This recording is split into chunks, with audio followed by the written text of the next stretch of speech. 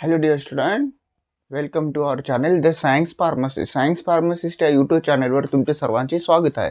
आज आपण एक नवीन इंटरेस्टिंग विषय घेऊन येणार आहोत. तो म्हणजे कोणता की आपला सेंट्रल ड्रग अथॉरिटी. हे pharmaceutical jurisprudence and pharmacy law ethics, pharmaceutical quality assurance यांच्यामधला महत्त्वाचा टॉपिक मानला जातो. कोणता? Central drug authority. Drug authority हे आपले सेंट्रल व स्टेट गव्हर्नमेंट दोन्हीचं असते, पण आपल्याला आता सेंट्रल ड्रग अथॉरिटी करायची आहे, जे की एक महत्त्वपूर्ण मानली जाते. तर ती कोणती आहे?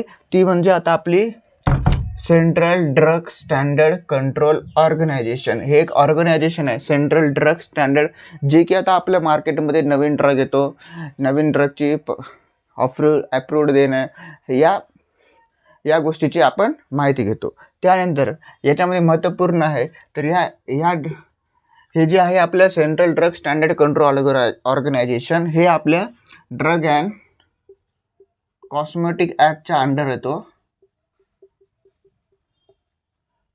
ॲक्ट 1940 या ॲक्टच्या अंडर येतो. आणि याचं मेन धोरण म्हणजे कोणतं की यांच्यामध्ये मेन जनरल याचं कोण असतो की director of health general India, director general health authority असते.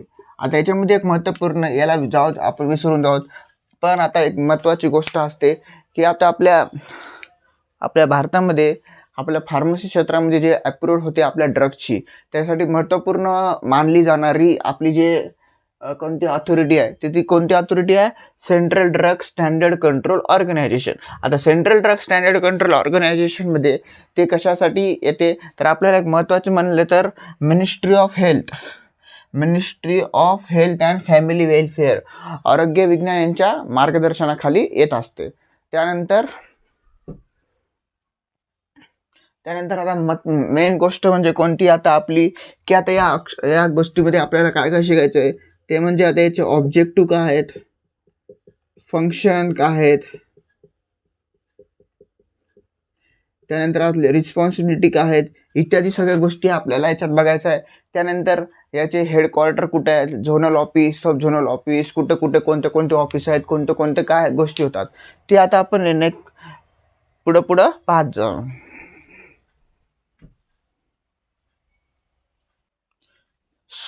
तर आता आपण याची पुढची गोष्टीची माहिती घेऊ, ते म्हणजे कोणती? आता central drug standard control organisation, आपण ही सेंट्रल ड्रग अथॉरिटी शिकत आहे.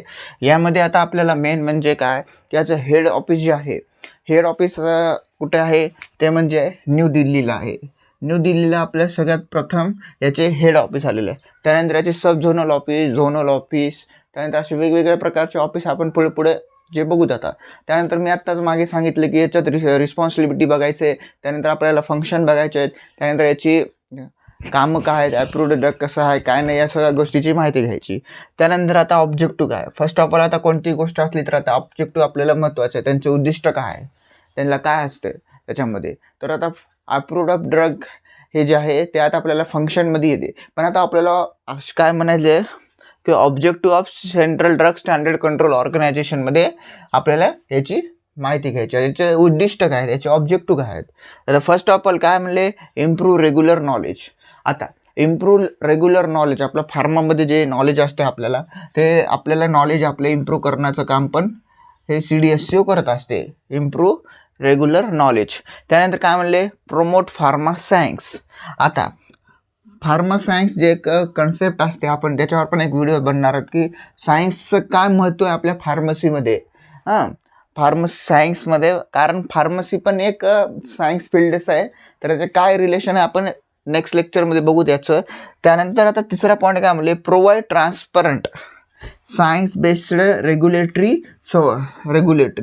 आता जे रेग्युलेटरी अफेअर्सचे जे गोष्टी असतात ते आता आपल्या प्रोव्हाइड ट्रान्सपरंटमध्ये येऊन जातात, ते की सायन्सवर बेस असतात. कशासाठी सपोर्ट करतात ते की R&D म्हणजे रिसर्च अँड डेव्हलपमेंटमध्ये जे आपण एखाद्या नवीन ड्रगची माहिती घेतो, त्यामध्ये आपण क्लिनिकल ट्रायल्सची वगैरे त्या गोष्टीची माहिती घेतो, त्यामध्ये एक महत्त्वाचा रोल म्हणून आपला सपोर्ट R&Dचं जे आहे आपलं रिसर्च अँड डेव्हलपमेंट, ते आपलं सेंट्रल ड्रग कंट्रोल ऑर्गनायझेशन करत असते.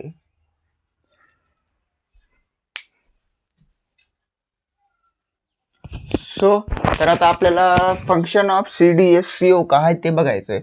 तर मी मागे सांगितलं होतं आत्ता की आपल्या सेंट्रल ड्रग स्टँडर्ड कंट्रोल ऑर्गनायझेशनमध्ये approval of new drug and clinical trial, new ड्रगचं जे अप्रूव्ड असते आपल्याला मार्केट येण्यासाठी, त्यामध्ये आपण approved of new drug and clinical trial आपण वापरत होतो. आता क्लिनिकल ट्रायलवर पण आपला एक व्हिडिओ होणार आहे. त्यामध्ये क्लिनिकल ट्रायलमध्ये काय कशावर व्हिडिओ बनवणार आहे आपण, फेज 0, 1, 2, 3, 4 या सर्व गोष्टी कशा स्टेप बाय स्टेप, याच्यानंतर हे एक येते, एक नंतर 2, 2 नंतर 3, 3 नंतर 4, एका पाठोपाठ सगळ्या व्हिडिओचं आपण पाठवणार आहेत. त्यानंतर बघा अप्रूव्ड ऑफ न्यू ड्रग झाल्यानंतर आणि क्लिनिकल ट्रायल करण्यासाठी त्यानंतर दुसरं काय फंक्शन आहे, दुसरं फंक्शन आहे की इम्पोर्ट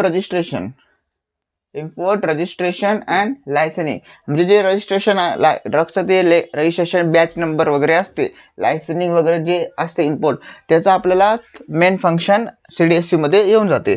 त्यानंतर काय amendment of to DNC act, जे ड्रगचं अमेंडमेंट असते ऑथॉरिटीचं, ते काय ड्रग अँड कॉस्मेटिक ॲक्ट आणि रूलच्या द्वारे होते. आता त्यानंतर बघा काय म्हणले की publication of IP testing of new drug. आता IP म्हणजे इंडस्ट्रियल फार्मसी नव्हे तर इंडियन फार्माकोपिया, ज्यात आपल्याला इंडियन फार्माकोपिया आपण बघितलेला आहे. इंडियन फार्माकोपियामध्ये आपण वेगवेगळे 1955 पासून ते कंटिन्यू त्यांचे 5-7 एडिशन आलेले आहेत. तर त्या एडिशनमध्ये आपण जे पब्लिकेशनचं काम करत असते ते आपलं CDSCOचं असते. त्यानंतर मेन गोष्ट म्हणली ती कोणती की टेस्टिंग ऑफ न्यू ड्रग. आता हा एक फंक्शन आणि हा एक फंक्शन जवळपास सेमच आहे, फक्त कसं याच्यामध्ये टेस्टिंग करायची आहे आणि त्याच्यामध्ये त्याला अप्रूव्ड करायचं, म्हणजे टेस्टिंग करायची ड्रगची, नंतर त्याला आपण अप्रूव्ड करून टाकायचं.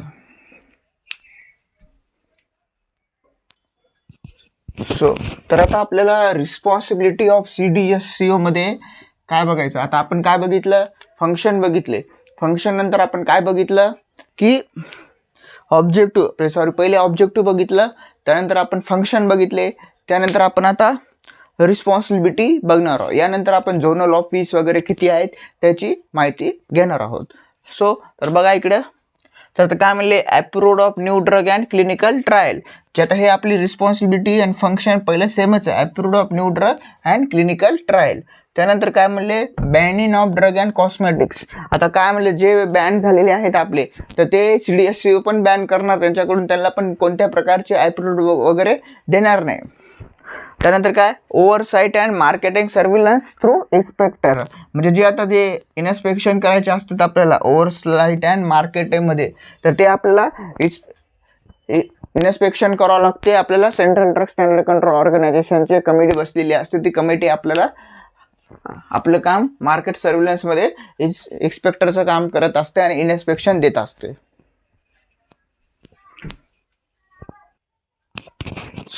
तर आता आपल्याला ऑर्गनायझेशन बघायचे आहेत आपले सेंट्रल ड्रग स्टँडर्ड कंट्रोल ऑर्गनायझेशनचे. तर आता याच्यामध्ये बघा काय म्हणलं, मी सुरुवातीला सांगितलं होतं की याचे जे जनरल्स आहेत ते कोण आहेत, drug controller general of India हे आहेत. त्यानंतर आता आपल्याला एक खाली त्यांचे ऑफिस कोणते आहेत, झोनल ऑफिस वगैरे कोणते आहेत त्याबद्दल आपल्याला माहिती घ्यायची आहे. तर आता बघा, तर काय म्हणलं याचं हेड ऑफिस कुठे म्हटलं मी, दिल्लीला आहे, न्यू दिल्लीला याचं हेड ऑफिस आहे. त्यानंतर झोनल ऑफिस जे आहे ते 9 झोनल ऑफिस आहेत, म्हणजे ईस्ट झोन, वेस्ट झोनचे. त्यानंतर आपले मोठमोठे हैदराबाद झोन वगैरे, ते एक आले की समोर सांगेल मी. त्यानंतर सब झोनल ऑफिस, आता याचे जे असतात वाईस म्हणतो आपण त्याला, वाईस झोनल ऑफिस, ते आहेत आपले 7. त्यानंतर काय लॅबोरेटरीज. आता आपल्याला आपण काय शिकत आहेत CDSCO. तर CDSCO मध्ये आपण काय करतो की जे न्यू ड्रग टेस्टिंगसाठी असते त्याला आपण लायब्ररीज ओपन करून देतो. ते लॅबोरेटरीज किती आहेत, 7 लॅबोरेटरीज आहेत.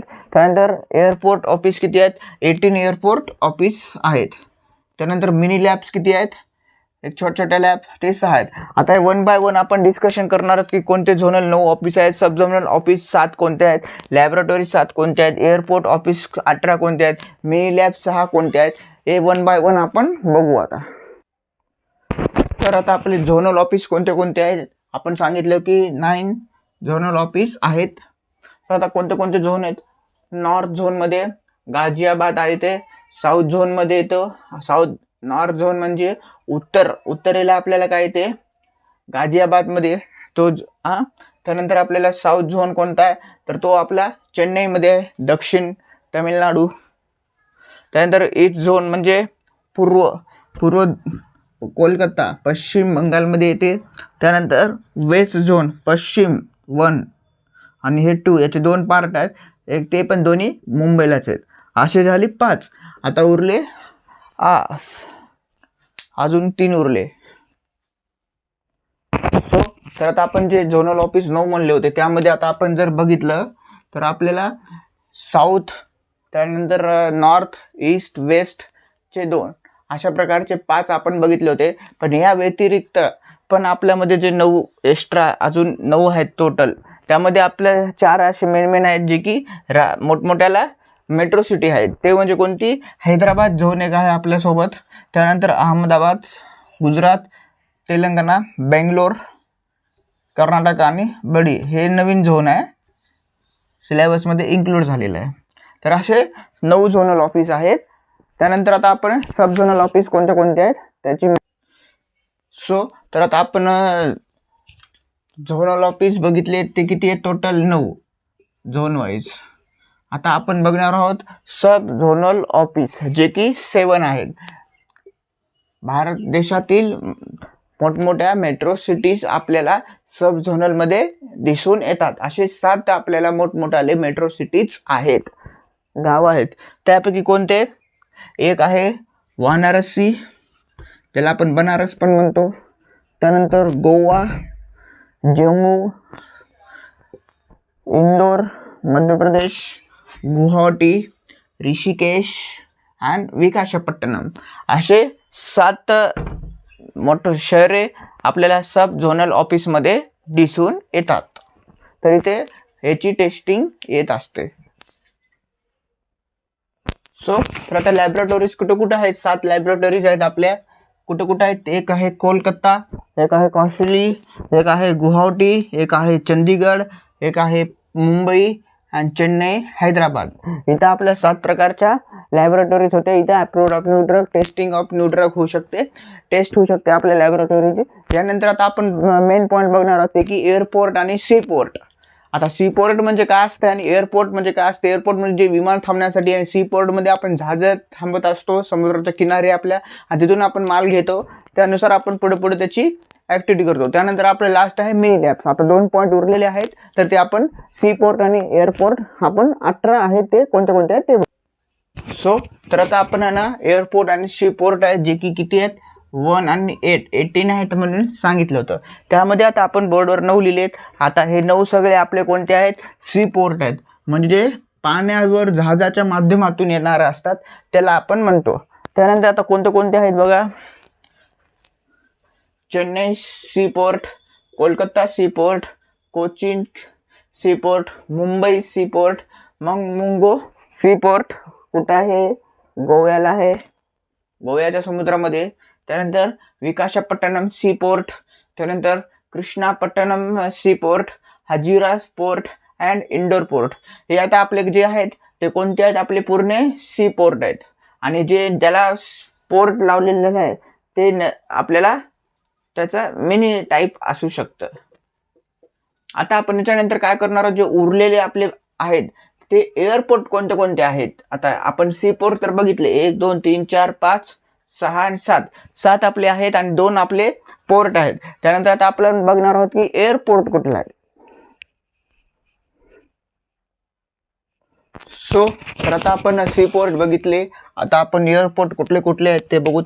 पहिला आहे चेन्नई, कोलकाता, मुंबई, दिल्ली, अहमदाबाद. इथं एअरपोर्ट प्लस सी पोर्ट दोन्ही पण ट्रान्सपोर्टची फॅसिलिटीज आहेत. त्यामध्ये कोणतं? Chennai airport, Kolkata, Mumbai airport, Delhi airport, Ahmedabad airport, त्यानंतर Hyderabad airport, Goa airport, Bengaluru airport, Visakhapatnam airport इत्यादी येतात. त्यानंतर आता शेवटचा पॉईंट बघू, ते म्हणजे मिनी लॅब्सचं काय असते ते बघूत कुठं. तर आता लास्ट पॉईंट बघा, मिनी लॅब कुठं कुठं असतात आणि 6 आहेत फक्त.